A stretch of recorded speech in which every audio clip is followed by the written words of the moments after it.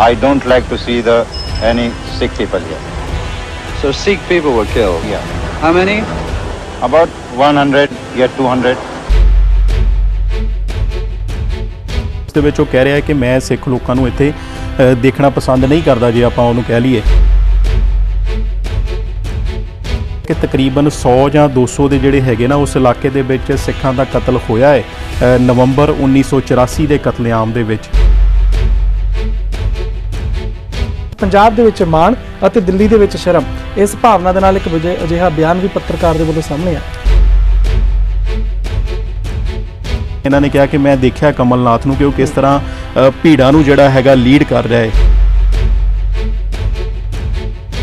ਤੇ ਉਹ ਕਹਿੰਦੇ ਕਿ ਮੇਰੇ ਦਿਮਾਗ 'ਚ ਇਹ ਆ ਰਿਹਾ ਸੀ ਕਿ ਕਿਤੇ ਮੈਨੂੰ ਇੱਥੇ ਕਤਲ ਹੀ ਨਾ ਕਰ ਦੇਣ ਜਾਂ ਮੇਰੇ ਤੇ ਕੋਈ ਹਮਲਾ ਹੀ ਨਾ ਹੋ ਜੇ, ਕਿ ਮੇਰੀ ਕੌਮ ਦੇ ਬੰਦਿਆਂ ਨੇ ਜਿਹੜਾ ਹੈਗਾ ਇਹ ਕੰਮ ਕੀਤਾ, ਉਹਨਾਂ ਨੇ ਦਰਬਾਰ ਸਾਹਿਬ ਤੇ ਹਮਲਾ ਕੀਤਾ, ਉਹਨਾਂ ਨੇ ਸੰਤ ਜਰਨੈਲ ਸਿੰਘ ਨੂੰ ਜਿਹੜਾ ਹੈਗਾ ਸ਼ਹੀਦ ਕੀਤਾ ਹੈ।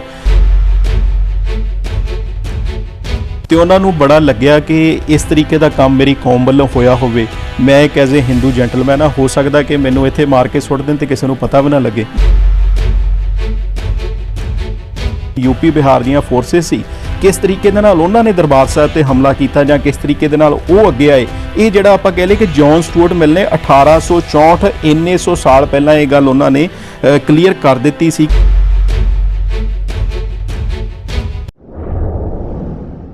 ਅੱਗੇ ਵਧਾਂਗੇ। ਇੱਕ ਸੋਸ਼ਲ ਮੀਡੀਆ ਦੇ ਉੱਤੇ ਵੀਡੀਓ ਕਲਿੱਪ ਵਾਇਰਲ ਹੋ ਰਹੀ ਹੈ ਜਿਸ ਦੇ ਵਿੱਚ ਇੱਕ ਇਨਸਾਨ ਕੁਝ ਗੱਲ ਕਹਿੰਦਾ ਹੋਇਆ ਦੁਹਰਾਉਂਦਾ ਹੋਇਆ ਵਾਰ-ਵਾਰ ਨਜ਼ਰ ਆ ਰਿਹਾ 1984 ਦੇ ਹਵਾਲੇ ਤੋਂ। ਕਹਿੰਦਾ ਕਿ ਜੀ I don't like to see Sikh people here. ਇਹ ਇੱਕ ਵੀਡੀਓ ਕਲਿੱਪ ਵਾਇਰਲ ਹੋ ਰਹੀ ਹੈ, ਇਸ ਨੂੰ ਜੋੜ ਕੇ ਵੀ ਵੇਖਿਆ ਜਾ ਰਿਹਾ ਤੇ ਨਾਲ ਦੀ ਨਾਲ ਪੰਜਾਬ ਦੇ ਵਿੱਚ ਮਾਣ ਕੀਤੇ ਜਾਣ ਵਾਲੀ ਗੱਲ ਕਹੀ ਜਾ ਰਹੀ ਹੈ ਕਿ ਪੰਜਾਬ ਦੇ ਵਿੱਚ ਮਾਣ ਅਤੇ ਦਿੱਲੀ ਦੇ ਵਿੱਚ ਸ਼ਰਮ, ਇਸ ਭਾਵਨਾ ਦੇ ਨਾਲ ਇੱਕ ਅਜਿਹਾ ਬਿਆਨ ਵੀ ਪੱਤਰਕਾਰ ਦੇ ਵੱਲੋਂ ਸਾਹਮਣੇ ਆਇਆ। ਹਾਂ ਬਿਲਕੁਲ, ਜੇ ਆਪਾਂ ਕਹੀਏ ਨਾ ਕਿ ਜਿਹੜੀ ਇਹ ਕਲਿੱਪ ਤੁਸੀਂ ਕਹਿ ਰਹੇ ਹੋ ਉਸ ਦੇ ਵਿੱਚ ਇੱਕ ਇਨਸਾਨ ਹੈਗਾ, ਪੁਰਾਣੀ ਕਾਫੀ ਵੀਡੀਓ ਕਲਿੱਪ ਹੈਗੀ, ਔਰ ਉਸ ਦੇ ਵਿੱਚ ਉਹ ਕਹਿ ਰਿਹਾ ਹੈ ਕਿ ਮੈਂ ਸਿੱਖ ਲੋਕਾਂ ਨੂੰ ਇੱਥੇ ਦੇਖਣਾ ਪਸੰਦ ਨਹੀਂ ਕਰਦਾ, ਜੇ ਆਪਾਂ ਉਹਨੂੰ ਕਹਿ ਲਈਏ। ਤੇ ਉਸ ਦੇ ਵਿੱਚ ਦਾਅਵਾ ਇਹ ਕੀਤਾ ਜਾ ਰਿਹਾ ਕਿ ਤਕਰੀਬਨ 100 ਜਾਂ 200 ਦੇ ਜਿਹੜੇ ਹੈਗੇ ਨਾ ਉਸ ਇਲਾਕੇ ਦੇ ਵਿੱਚ ਸਿੱਖਾਂ ਦਾ ਕਤਲ ਹੋਇਆ ਹੈ ਨਵੰਬਰ 1984 ਦੇ ਕਤਲੇਆਮ ਦੇ ਵਿੱਚ।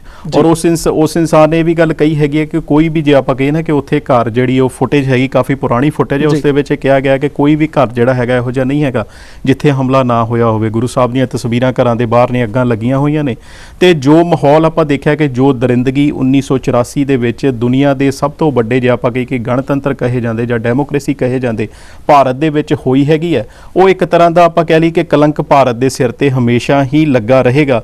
ਔਰ ਇੱਕ ਤਰ੍ਹਾਂ ਦਾ ਜਿਹੜਾ ਹੈਗਾ ਕਿ ਕੌਮ ਨੂੰ ਵੀ ਜਿਹੜੀ ਇਸ ਨੂੰ ਹੈਗੀ ਹੈ ਕਿ ਕੌਮ ਨੂੰ ਇੱਕ ਤਰ੍ਹਾਂ ਦਾ ਚਿੰਨ੍ਹ ਮਿਲ ਗਿਆ, ਸਾਨੂੰ ਇਹ ਹਮੇਸ਼ਾ ਚੇਤੇ ਰਹੇਗੀ 1984 ਔਰ ਸਾਡੇ ਦਿਲਾਂ ਦੇ ਵਿੱਚ ਰਹੇਗੀ, ਕਿਉਂਕਿ ਸਿੱਖਾਂ ਨੇ ਇਸ ਚੀਜ਼ ਨੂੰ ਹੰਡਾਇਆ ਹੈਗਾ।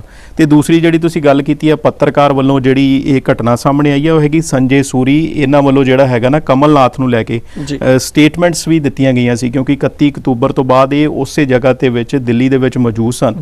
ਔਰ ਇਹਨਾਂ ਦੇ ਜਿਹੜੇ ਕਲਿੱਪ ਆਪਾਂ ਆਮ ਹੀ ਦੇਖੇ, ਇਹਨਾਂ ਨੇ ਕਿਹਾ ਕਿ ਮੈਂ ਦੇਖਿਆ ਕਮਲਨਾਥ ਨੂੰ ਕਿ ਉਹ ਕਿਸ ਤਰ੍ਹਾਂ ਭੀੜਾਂ ਨੂੰ ਜਿਹੜਾ ਹੈਗਾ ਲੀਡ ਕਰ ਰਿਹਾ ਹੈ, ਪਰ ਸਰਕਾਰਾਂ ਉਹਨਾਂ ਦੀਆਂ ਨੇ, ਜਸਟਿਸ ਸਿਸਟਮ ਉਹਨਾਂ ਦਾ ਨੇ, ਤੇ ਉਹਨਾਂ ਨੇ ਇਹ ਡਿਸਾਈਡ ਕਰਨਾ ਹੈਗਾ ਕਿ ਕਿਤਨਾ ਕਿਤੇ ਅਸੀਂ ਸਜ਼ਾ ਦੇਣੀ ਹੈ ਜਾਂ ਨਹੀਂ ਦੇਣੀ। ਹੁਣ ਜਿਹੜੀ ਘਟਨਾ ਦਾ ਜ਼ਿਕਰ ਤੁਸੀਂ ਕਰ ਰਹੇ ਹੋ ਨਾ, ਉਹ ਹੈਗੀ 7 ਜੂਨ ਨੂੰ ਇੰਡੀਅਨ ਐਕਸਪ੍ਰੈਸ ਦੇ ਨਾਲ ਹੀ ਇਹ ਜੌਬ ਕਰਦੇ ਸਨ ਸੰਜੇ ਸੂਰੀ ਹੋਣੀ, ਇੱਕ ਤਰ੍ਹਾਂ ਦਾ ਆਪਾਂ ਕਹਿ ਲਈਏ ਕਿ ਹਿੰਦੂ ਜੈਂਟਲਮੈਨ ਨੇ। ਤੇ ਉਹਨਾਂ ਨੇ ਕਿਹਾ ਕਿ ਜਦੋਂ 7 ਜੂਨ ਨੂੰ ਮੈਨੂੰ ਪਤਾ ਲੱਗਿਆ ਕਿ ਸੰਤ ਜਰਨੈਲ ਸਿੰਘ ਹੁਣੀ ਚੜ੍ਹਾਈ ਕਰ ਚੁੱਕੇ ਨੇ, ਤੇ ਮੈਂ ਰੋਡੇ ਪਿੰਡ ਵੱਲ ਚਲਾ ਗਿਆ, ਕਿਉਂਕਿ ਨਿਊਜ਼ਪੇਪਰ ਨਾਲ ਕੰਮ ਕਰ ਰਹੇ ਸੀ ਤੇ ਉਹਨਾਂ ਦਾ ਖਬਰਾਂ ਦਾ ਹੀ, ਜੇ ਆਪਾਂ ਕਹਿ ਲਈਏ ਕਿ ਇੱਕ ਤਰ੍ਹਾਂ ਦਾ ਖਿੱਤਾ ਹੀ ਹੋਈ ਸੀ ਜਾਂ ਕੰਮ ਹੀ ਹੋਈ ਸੀਗਾ। ਤੇ ਕਹਿੰਦੇ ਕਿ ਮੈਨੂੰ ਕੋਈ ਉਦੋਂ ਇੰਨਾ ਜ਼ਿਆਦਾ ਆਵਾਜਾਈ ਦੇ ਸਾਧਨ ਨਹੀਂ ਸਨ ਤੇ ਲਾਗੇ ਜਾ ਕੇ ਉਹਨਾਂ ਨੂੰ ਕੋਈ ਟੈਕਸੀ ਵਗੈਰਾ ਦਾ ਪ੍ਰਬੰਧ ਨਹੀਂ ਹੋਇਆ, ਤੇ ਉਹਨਾਂ ਨੇ ਉੱਥੇ ਰੋਡੇ ਪਿੰਡ ਦੇ ਲਾਗੇ ਕਿਸੇ ਇਨਸਾਨ ਨੂੰ ਪੁੱਛਿਆ ਵੀ ਸੰਤ ਜਰਨੈਲ ਸਿੰਘ ਦਾ ਘਰ ਕਿਹੜਾ ਹੈ, ਤੇ ਉਹ ਆਪ ਉਹਨਾਂ ਨੂੰ ਸਾਈਕਲ ਤੇ ਬਿਠਾ ਕੇ ਉਹ ਇਨਸਾਨ ਉੱਥੇ ਛੱਡ ਕੇ ਆਉਂਦਾ ਹੈ। ਔਰ ਜਿਹੜੀ ਹੈਰਾਨੀ ਵਾਲੀ ਗੱਲ ਇਹ ਹੈ ਕਿ ਤੁਸੀਂ ਮਾਹੌਲ ਦੇਖੋ, ਦਰਬਾਰ ਸਾਹਿਬ ਤੇ ਹਮਲਾ ਹੋ ਚੁੱਕਾ ਹੈ ਤੇ ਉਸ ਟਾਈਮ ਤੇ ਸਾਰੇ ਪਾਸੇ ਪੰਜਾਬ 'ਚ ਪਤਾ ਲੱਗ ਚੁੱਕਾ ਹੈ, ਸੰਤ ਜਰਨੈਲ ਸਿੰਘ ਚੜ੍ਹਾਈ ਕਰ ਚੁੱਕੇ ਹੈ, ਪਰ ਜੋ ਸਿੱਖੀ ਕਦਰਾਂ ਕੀਮਤਾਂ ਜਾਂ ਜੋ ਸਿੱਖੀ ਅਖਲਾਕ ਗੁਰੂ ਸਾਹਿਬ ਨੇ ਸਾਨੂੰ ਬਖਸ਼ਿਆ ਹੈਗਾ ਹੈ ਕਿ ਫਿਰ ਵੀ ਇੱਕ ਜਿਹੜਾ ਸਿੱਖ ਇਨਸਾਨ ਹੈ ਉਹਨਾਂ ਨੂੰ ਛੱਡ ਕੇ ਆਉਂਦਾ ਹੈ ਘਰੇ। ਉਹ ਕਹਿੰਦੇ ਕਿ ਮੇਰੇ ਦਿਮਾਗ 'ਚ ਇਹੀ ਆ ਰਿਹਾ ਸੀ ਕਿ ਮੇਰੀ ਕੌਮ ਦੇ ਬੰਦਿਆਂ ਨੇ ਜਿਹੜਾ ਹੈਗਾ ਇਸ ਘਰ ਦੇ, ਜਦੋਂ ਸੰਤ ਜਰਨੈਲ ਸਿੰਘ ਹੋਣਾ ਦੇ ਘਰ ਪਹੁੰਚੇ ਨਾ ਰੋਡੇ ਪਿੰਡ, ਤੇ ਉਹ ਕਹਿੰਦੇ ਕਿ ਘਰ ਦੇ ਵਿੱਚ ਸਾਰੇ ਜਿਹੜੇ ਸਾਬਤ ਸੂਰਤ ਲੋਕ ਸਨ ਉਹ ਸਾਰੇ ਮੇਰੇ ਵੱਲ ਦੇਖ ਰਹੇ ਸਨ, ਤੇ ਉਹ ਕਹਿੰਦੇ ਕਿ ਮੇਰੇ ਦਿਮਾਗ 'ਚ ਇਹ ਆ ਰਿਹਾ ਸੀ ਕਿ ਕਿਤੇ ਮੈਨੂੰ ਇੱਥੇ ਕਤਲ ਹੀ ਨਾ ਕਰ ਦੇਣ ਜਾਂ ਮੇਰੇ ਤੇ ਕੋਈ ਹਮਲਾ ਹੀ ਨਾ ਹੋ ਜੇ, ਕਿ ਮੇਰੀ ਕੌਮ ਦੇ ਬੰਦਿਆਂ ਨੇ ਜਿਹੜਾ ਹੈਗਾ ਇਹ ਕੰਮ ਕੀਤਾ, ਉਹਨਾਂ ਨੇ ਦਰਬਾਰ ਸਾਹਿਬ ਤੇ ਹਮਲਾ ਕੀਤਾ, ਉਹਨਾਂ ਨੇ ਸੰਤ ਜਰਨੈਲ ਸਿੰਘ ਨੂੰ ਜਿਹੜਾ ਹੈਗਾ ਸ਼ਹੀਦ ਕੀਤਾ ਹੈ, ਤੇ ਕਿਤੇ ਇਸ ਤਰ੍ਹਾਂ ਮੇਰੇ ਨਾਲ ਨਾ ਹੋ ਜਾਵੇ। ਇਹ ਚੀਜ਼ ਉਹਨਾਂ ਦੇ ਦਿਮਾਗ 'ਚ ਆ ਰਹੀ ਸੀ। ਪਰ ਉਹ ਕਹਿੰਦੇ ਕਿ ਮੈਨੂੰ ਉੱਥੇ ਉਹਨਾਂ ਨੇ ਪੁੱਛਿਆ ਕਿ ਤੁਸੀਂ ਸਵੇਰ ਦੇ ਚੱਲੇ ਹੋ, ਕਿਉਂਕਿ ਤੁਸੀਂ ਬੱਸਾਂ ਦੇ ਨਾਲ ਜਾਂ ਟੈਕਸੀ ਦੇ ਨਾਲ ਜਾਂ ਹੁਣ ਤੁਸੀਂ ਆਏ ਹੋ, ਤੇ ਫਿਰ ਉਸ ਤੋਂ ਬਾਅਦ ਜਿਹੜਾ ਹੈਗਾ ਤੁਸੀਂ ਕੁਛ ਛਕੋ। ਉਹਨਾਂ ਨੇ ਉਹਨਾਂ ਨੂੰ ਜਿੱਦਾਂ ਕਹ ਲਈਏ ਕਿ ਰੋਟੀ ਖਵਾਈ, ਉਹਨਾਂ ਦੇ ਹਰੇਕ ਸਵਾਲ ਦਾ ਜਵਾਬ ਦਿੱਤਾ, ਉਹਨਾਂ ਨਾਲ ਗੱਲਬਾਤ ਕੀਤੀ, ਤੇ ਉਹਨਾਂ ਨੂੰ ਬੜਾ ਲੱਗਿਆ ਕਿ ਇਸ ਤਰੀਕੇ ਦਾ ਕੰਮ ਮੇਰੀ ਕੌਮ ਵੱਲੋਂ ਹੋਇਆ ਹੋਵੇ। ਮੈਂ ਇੱਕ ਐਜ਼ ਏ ਹਿੰਦੂ ਜੈਂਟਲਮੈਨ ਹੋ ਸਕਦਾ ਕਿ ਮੈਨੂੰ ਇੱਥੇ ਮਾਰ ਕੇ ਸੁੱਟ ਦੇਣ ਤੇ ਕਿਸੇ ਨੂੰ ਪਤਾ ਵੀ ਨਾ ਲੱਗੇ। ਮਤਲਬ ਬੰਦੇ ਦੇ ਦਿਮਾਗ 'ਚ ਆਉਂਦੀ ਹੈ ਨਾ, ਕਿਉਂਕਿ ਇੱਕ ਪਾਸੇ ਤੇ ਪ੍ਰੋਪੇਗੈਂਡਾ ਤੇ ਇਹ ਫੈਲਾਇਆ ਜਾ ਰਿਹਾ ਕਿ ਸੰਤ ਜਰਨੈਲ ਸਿੰਘ ਹੋਣੀ ਸਾਰੇ ਟੈਰਰਿਸਟ ਨੇ, ਅੱਤਵਾਦੀ ਨੇ, ਤੇ ਦੂਜੇ ਬੰਨੇ ਜੇ ਕਹਿ ਲਈਏ ਕਿ ਇੱਕ ਹਿੰਦੂ ਪੱਤਰਕਾਰ ਉਹਨਾਂ ਦੇ ਘਰ ਦੇ ਵਿੱਚ ਆ ਰਿਹਾ, ਔਰ ਇਹ ਇਕਲੌਤੀ ਐਗਜ਼ਾਮਪਲ ਨਹੀਂ ਹੈ, ਇੱਦਾਂ ਦੀਆਂ ਹਜ਼ਾਰਾਂ ਐਗਜ਼ਾਮਪਲ ਸੰਤ ਜਰਨੈਲ ਸਿੰਘ ਹੋਣਾ ਦੇ ਜੀਵਨ ਦੇ ਨਾਲ ਜੁੜੀਆਂ ਸਾਨੂੰ ਮਿਲ ਸਕਦੀਆਂ ਨੇ। ਔਰ ਉਸ ਤੋਂ ਬਾਅਦ ਜਿਹੜਾ ਹੈਗਾ ਘਟਨਾ ਉਹ ਵਾਪਰਦੀ ਹੈ। ਉਹ ਕਹਿੰਦਾ ਕਿ ਮੈਂ ਫਿਰ ਦਿੱਲੀ ਦੇ ਵਿੱਚ ਸਾਂ 31 ਅਕਤੂਬਰ ਨੂੰ, ਤੇ 1 ਨਵੰਬਰ ਤੋਂ ਸਿੱਖਾਂ ਦੇ ਜਿਹੜੇ ਕਤਲੇਆਮ ਨੇ ਉਹ ਸ਼ੁਰੂ ਹੋ ਜਾਂਦੇ ਨੇ। ਪਹਿਲਾਂ ਗਲਾਂ ਦੇ ਵਿੱਚ ਟਾਇਰ ਪਾਏ ਜਾਂਦੇ ਨੇ, ਸਾੜਿਆ ਜਾਂਦਾ ਹੈ, ਸਰੀਏ ਮਾਰੇ ਜਾਂਦੇ ਨੇ। ਇਸ ਤਰ੍ਹਾਂ ਦੀਆਂ ਜਿਹੜੀਆਂ ਘਟਨਾਵਾਂ ਨੇ ਉਹ ਕਹਿੰਦੇ ਕਿ ਮੈਂ ਆਮ ਹੀ ਦੇਖਣ ਨੂੰ ਮਿਲੀਆਂ।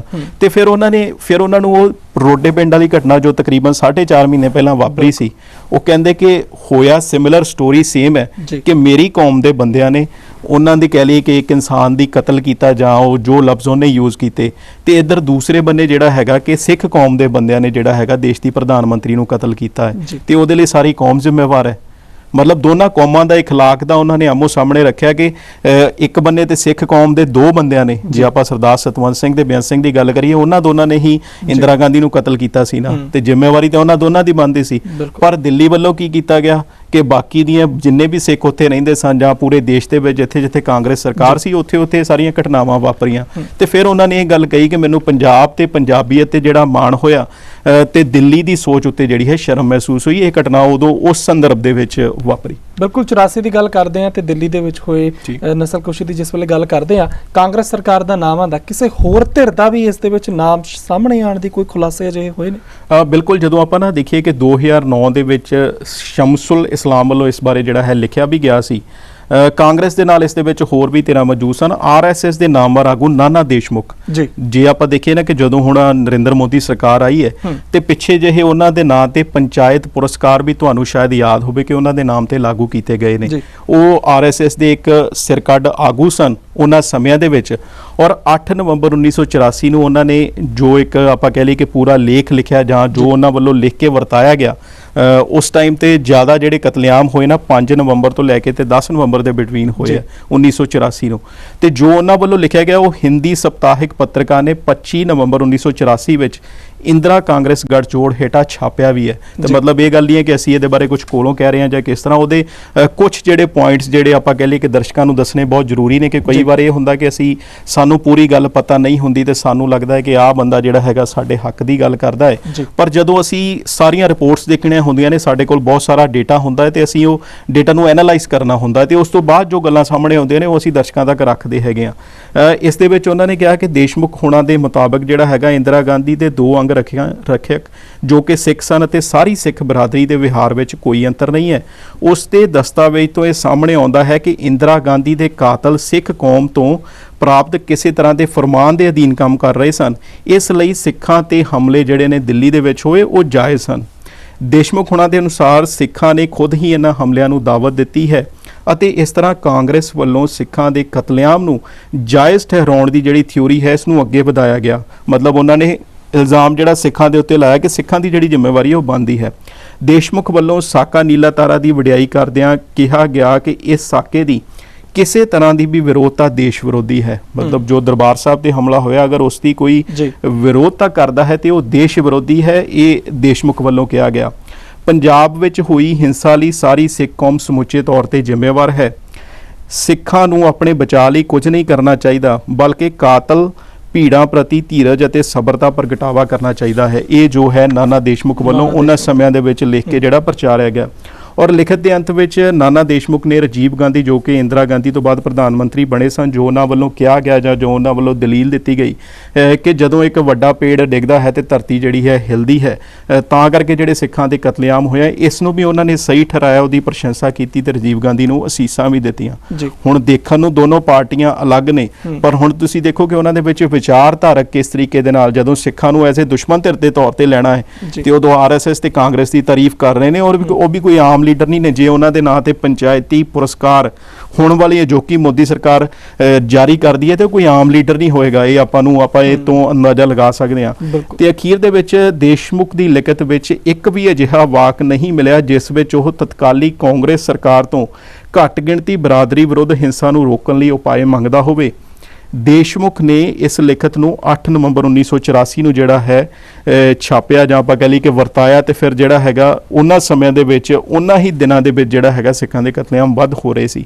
ਤੇ ਇੱਥੇ ਇਹ ਸਾਬਿਤ ਹੁੰਦਾ। ਔਰ ਇਸ ਤੋਂ ਬਾਅਦ ਜਿਹੜੀ ਇਹ ਲਿਖਤ ਹੈਗੀ ਆ, ਇਸ ਤੇ ਕਾਰਵਾਈ ਵੀ ਹੋਣ ਦੀਆਂ ਗੱਲਾਂ ਹੋਈਆਂ, ਪਰ ਕਿਤੇ ਨਾ ਕਿਤੇ ਜਿਹੜਾ ਹੈਗਾ ਇਹਨਾਂ ਨੂੰ ਸਾਈਡ ਤੇ ਕਰ ਲਿਆ ਗਿਆ। ਜਾਂ ਬਹੁਤ ਸਾਰੇ ਹੋਰ ਵੀ ਇਹਨਾਂ ਦੇ ਨੁਮਾਇੰਦੇ ਸਨ, ਕੁਝ ਅਖਬਾਰੀ ਲਿਖਤਾਂ ਵੀ ਜਿਹੜੀਆਂ ਸਾਹਮਣੇ ਆਈਆਂ ਜਿਸ ਦੇ ਵਿੱਚ ਇਹ ਕਿਹਾ ਗਿਆ ਕਿ ਜੋ RSS ਜਾਂ BJP ਦੇ ਕੇਡਰ ਦੇ ਲੋਕ ਸਨ ਜੀ, ਉਹਨਾਂ ਨੂੰ ਜਿਹੜਾ ਹੈਗਾ ਦੁਬਾਰਾ ਉਹਨਾਂ ਦੇ ਨਾਮ ਕਢਾ ਲਏ ਗਏ ਜਾਂ ਉਹਨਾਂ ਦੇ ਨਾਮ ਤੇ FIRs ਨਹੀਂ ਦਰਜ ਹੋਈਆਂ। ਇਹ ਵੀ ਜਿਹੜੀਆਂ ਨਿਊਜ਼ਪੇਪਰਸ ਦੀਆਂ ਕਟਿੰਗ ਸਾਨੂੰ ਆਮ ਹੀ ਮਿਲ ਜਾਂਦੀਆਂ ਨੇ ਜੀ। ਬਿਲਕੁਲ ਜੀ, ਜਿਸ ਤਰੀਕੇ ਦੇ ਨਾਲ ਰਾਜਧਾਨੀ ਦਿੱਲੀ ਦੇ ਵਿੱਚ ਜੋ ਕਤਲੇਆਮ 1 ਨਵੰਬਰ ਤੋਂ ਲੈ ਕੇ 4 ਨਵੰਬਰ ਤੱਕ ਹੋਇਆ, ਬਾਅਦ ਦੇ ਵਿੱਚ ਸਿਆਸੀ ਪਾਰਟੀਆਂ ਦੇ ਦਬਾਅ ਹੇਠ ਕਹਿ ਲਈਏ ਜਾਂ ਰਸੂਖਦਾਰਾਂ ਦੇ ਪੈਰੋਕਾਰਾਂ ਹੇਠ ਜੋ ਕੁਝ ਦਿੱਲੀ ਦੇ ਵਿੱਚ ਜੋ ਕਾਰਾ ਵਾਪਰਿਆ ਉਸ ਨੂੰ ਲੁਕਾਉਣ ਦੀਆਂ ਕੋਸ਼ਿਸ਼ਾਂ ਕੀਤੀਆਂ ਗਈਆਂ। ਕੇਸ ਹਲੇ ਵੀ ਚੱਲ ਰਹੇ ਨੇ। ਪੀੜਤ ਪਰਿਵਾਰ ਇਹੀ ਉਮੀਦ ਕਰਦੇ ਨੇ ਕਿ ਦੋਸ਼ੀਆਂ ਨੂੰ ਸਜ਼ਾਵਾਂ ਮਿਲਣ। ਇਹ ਉਮੀਦ ਪਿਛਲੇ 36 ਸਾਲ ਤੋਂ ਲਗਾਤਾਰ ਜਾਰੀ ਹੈ। ਰਾਜਧਾਨੀ ਦਿੱਲੀ ਦੇ ਵਿੱਚ ਜੋ 84 ਦੇ ਨਸਲਕੁਸ਼ੀ ਹੋਈ, ਉਸ ਦੀਆਂ ਘਟਨਾਵਾਂ ਦੇ ਬਾਬਤ ਅਸੀਂ ਜਿਹੜੇ ਕਾਰਨ ਖੋਜਦੇ ਹਾਂ, ਕਾਰਨ ਸਿਰਫ ਇੰਦਰਾ ਗਾਂਧੀ ਦਾ ਕਤਲ ਹੋ ਜਾਣਾ ਨਹੀਂ, ਬਲਕਿ ਭੀੜਾਂ ਨੂੰ ਭੜਕਾਣਾ, ਭੜਕਾਊ ਭਾਸ਼ਣ ਦੇਣਾ, ਅਜਿਹੇ ਕਾਰਨ ਵੀ ਰਹੇ ਨੇ। ਇਸ ਤੋਂ ਇਲਾਵਾ ਅੱਜ ਦੇ ਸਮੇਂ ਦੇ ਵਿੱਚ ਕੀ ਕੁਝ ਕਾਰਨ ਅਸੀਂ ਸਮਝੀਏ? ਬਿਲਕੁਲ ਅਮਨ, ਜਦੋਂ ਅਸੀਂ ਇਹਦੇ ਕਾਰਨ ਦੀ ਘੋਖ ਕਰਦੇ ਹਾਂ ਨਾ, ਸਾਨੂੰ ਥੋੜਾ ਹਿਸਟਰੀ ਦੇ ਵਿੱਚ ਵੀ ਜਾਣਾ ਪਵੇਗਾ ਕਿ ਇਹ ਘਟਨਾਵਾਂ ਕਿਉਂ ਵਾਪਰਦੀਆਂ ਨੇ। ਇਸ ਦੇ ਵਿੱਚ ਨਾ 1864 ਦੇ ਵਿੱਚ ਇੰਗਲੈਂਡ ਦੇ ਵਿਦਵਾਨ ਹੈਗੇ ਆ ਜੌਨ ਸਟੂਅਰਟ ਮਿਲ, ਤੇ ਉਹਨਾਂ ਦੀ ਜਿਹੜੀ ਹੈਗੀ ਨਾ ਉਹਨਾਂ ਸਮਿਆਂ ਦੇ ਵਿੱਚ ਇਹ ਬਹਿਸ ਚੱਲ ਰਹੀ ਸੀ ਕਿ ਜਿਹੜੀਆਂ ਆਪਾਂ ਕਹਿ ਲਈਏ ਕਿ ਬਹੁ ਕੌਮੀ ਜਿਹੜੇ ਲੋਕ ਹੈਗੇ ਜਾਂ ਬਹੁ ਕੌਮੀ ਜਿਹੜੇ ਦੇਸ਼ ਹੈਗੇ ਨੇ, ਕਿ ਡਿਫਰੈਂਟ ਜਿਹੜੀਆਂ ਸਾਰੀਆਂ ਕੌਮਾਂ ਨੇ, ਕੀ ਉਹ ਇੱਕ ਮੁਲਕ ਦੇ ਵਿੱਚ ਰਹਿ ਸਕਦੀਆਂ ਨੇ। ਇਹ ਡਿਬੇਟ ਉਸ ਟਾਈਮ ਤੇ ਚੱਲ ਰਹੀ ਸੀ। ਤੇ ਜਦੋਂ ਡਿਬੇਟ ਚੱਲਦੀ ਹੈ ਤੇ ਕੁਝ ਵਿਦਵਾਨਾਂ ਨੇ ਕਿਹਾ ਜੀ ਹਾਂ ਵੀ ਰਹਿ ਸਕਦੇ ਨੇ, ਇਹਦੇ ਨਾਲ ਜਿਹੜੀ ਹੈਗੀ ਆ ਭਰਾਤਰੀ ਭਾਵ ਪੈਦਾ ਹੋਏਗਾ ਜਾਂ ਬ੍ਰਦਰਹੁੱਡ ਵਧੇਗਾ ਜਾਂ ਜ਼ਿਆਦਾ ਚੀਜ਼ਾਂ ਸਿੱਖਣ ਨੂੰ ਮਿਲਣਗੀਆਂ, ਇੱਕ ਗੁਲਦਸਤਾ ਟਾਈਪ ਲੱਗੇਗਾ। ਤੇ ਜੌਨ ਸਟੂਅਰਟ ਮਿਲ ਨੇ ਜਿਹੜਾ ਹੈਗਾ, ਉਹਨਾਂ ਨੇ ਜੋ ਆਪਾਂ 84 ਦੀ ਅੱਜ ਗੱਲ ਕਰਦੇ ਆ ਨਾ, ਇਹ ਉਹਨਾਂ ਨੇ ਉਦੋਂ ਹੀ ਕਹਿ ਦਿੱਤਾ ਸੀ ਕਿ ਨਹੀਂ, ਇਸ ਤਰ੍ਹਾਂ ਨਹੀਂ ਹੋਏਗਾ। ਕਿਉਂਕਿ ਜਦੋਂ ਪੂਰਾ ਆਪਾਂ ਮੈਚ ਕਰਕੇ ਦੇਖੀਏ ਨਾ, ਉਹਨਾਂ ਨੇ ਕਿਹਾ ਕਿ ਜਦੋਂ ਇੱਕ ਘੱਟ ਗਿਣਤੀ ਬਹੁ ਗਿਣਤੀ ਦੇ ਨਾਲ ਰਹਿ ਰਹੀ ਹੋਵੇਗੀ ਤੇ ਉਹ ਆਪਣੇ ਆਪ ਨੂੰ ਹਮੇਸ਼ਾ ਰਿਸਕ ਦੇ ਵਿੱਚ ਪਾਏਗੀ। ਹੁਣ ਤੁਸੀਂ ਕਹੋਗੇ ਕਿ ਰਿਸਕ ਦੇ ਵਿੱਚ ਕਿਸ ਤਰ੍ਹਾਂ ਪਾਏਗੀ, ਤੇ ਆਪਾਂ 84 ਵਾਲੀਆਂ ਘਟਨਾਵਾਂ ਦੇਖ ਲੈਂਦੇ ਆ ਕਿ ਉਸ ਟਾਈਮ ਤੇ ਜਿਹੜਾ ਹੈਗਾ ਸਿੱਖ ਕੌਮ ਨੇ ਆਪਣੇ ਆਪ ਨੂੰ ਰਿਸਕ ਦੇ ਵਿੱਚ ਪਾਇਆ। ਔਰ ਇਸ ਦਾ ਜਿਹੜਾ ਵੱਡਾ ਅਸਰ ਹੈਗਾ ਉਹ ਫੌਜ ਅਤੇ ਪੁਲਿਸ ਤੇ ਪੈਂਦਾ ਹੈਗਾ।